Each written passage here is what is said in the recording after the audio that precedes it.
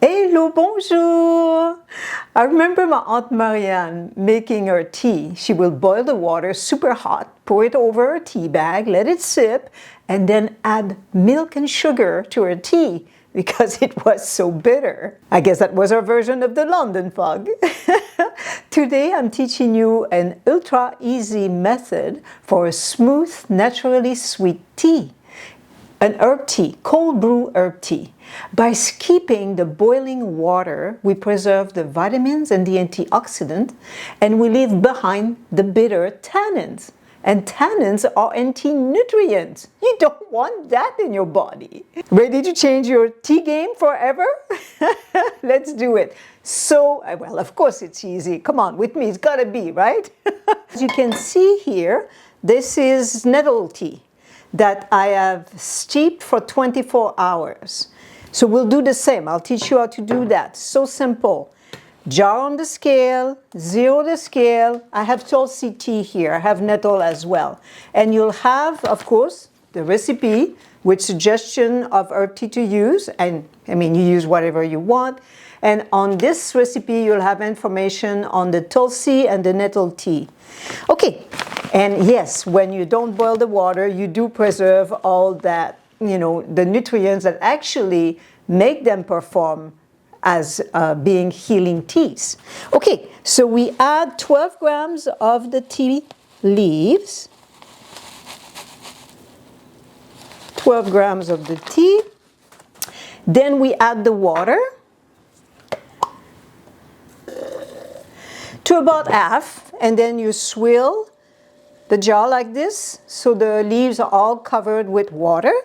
And that's when you can add flavor to it. So I'm gonna add, in this one, I will add ginger. So I'm just grating the ginger. And it's a good idea to take note when you add it. You go, okay, I had 10 grams of ginger and I like the taste. Or next time I'd like to have it stronger, so you add more. Let's see what I've got here.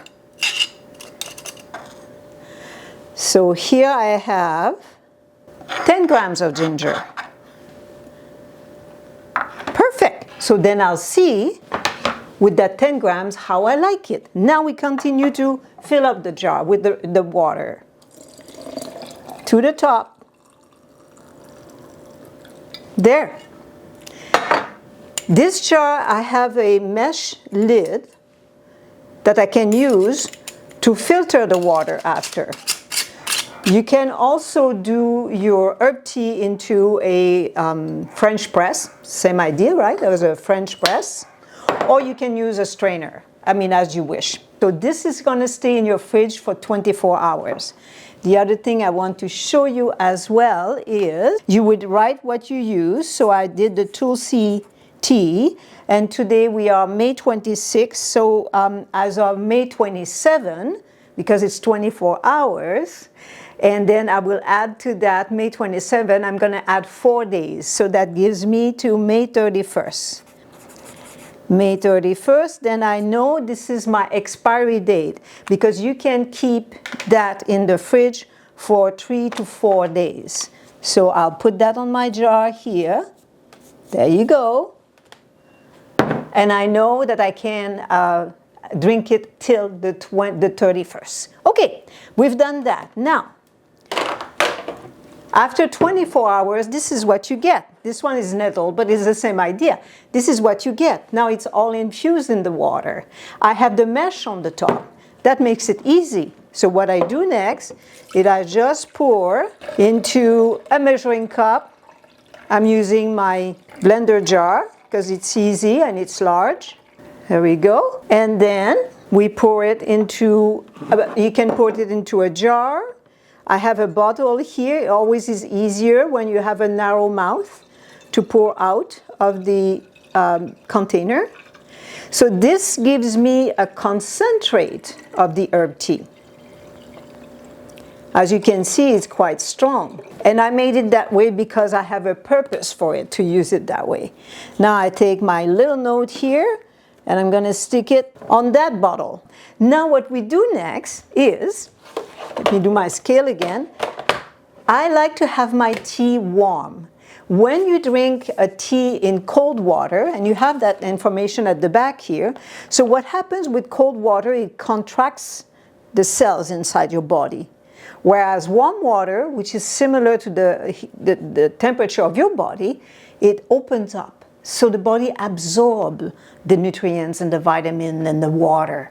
And that counts for water too. Yeah, your water intake in the day, that counts for it. Okay, so now what I do is I add 220 grams of water, and I'm going to fill up the rest with tea. What I do with that water is I boil it. So I put in my kettle here. There you go, start it, and then I have my timer here, and I know that if I do 3 minutes, the water is not going to be too hot. That will then diminish the nutrients in the tea concentrate. While it's boiling, let me just tell you a little bit more about each of them. You know, for the cold brew, because we didn't boil the water and we didn't extract the tannins, then it's gentle on your digestive system. It helps soothe sneezing, itching, congestion associated with hay fever and pollen. And then we have inflammation and joint pain. So it's used for soreness and joint discomfort, rich in polyphenols and chlorophyll and vitamins. And it neutralizes oxidative stress. It's good for your kidney and urinary function. It helps the body flush excess fluid. And then it's a nutrient boost. So nettles act like a liquid mineral supplement. I love that. Delivering bioavailable iron, calcium, vitamin A, C, and K. It's just remarkable. But if you don't boil the tea, because if you boil the tea, you will lose some of those vitamins. There are vitamins, especially the vitamin C, is sensitive to hot. It really, you know, reduces it, if not kill it altogether. The Tulsi tea, oops, you see, it's great to have a timer. The Tulsi tea, stress and anxiety relief, so it's a potent adaptogen. It helps your body adapt to physical and mental stress. Immune and respiratory support. It's rich in antioxidant. It possesses antimicrobial and anti-inflammatory properties.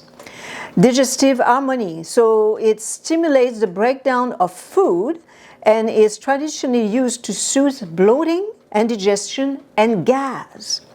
And then metabolic wellness. It's, the consumption has been shown to improve cholesterol levels and promote stable glucose level. All in your tea that you can drink throughout the day, and it accounts for your water intake as well. So there we go. Easy, isn't it? Okay, our water has boiled. So what we do now is we will pour back into my little jar here, 220. There. And then I pour my tea over. There. Easy as usual, right? It's going to be easy with me. Love tea that loves you back. We'll see you in the next one. Enjoy your tea. I'll enjoy mine.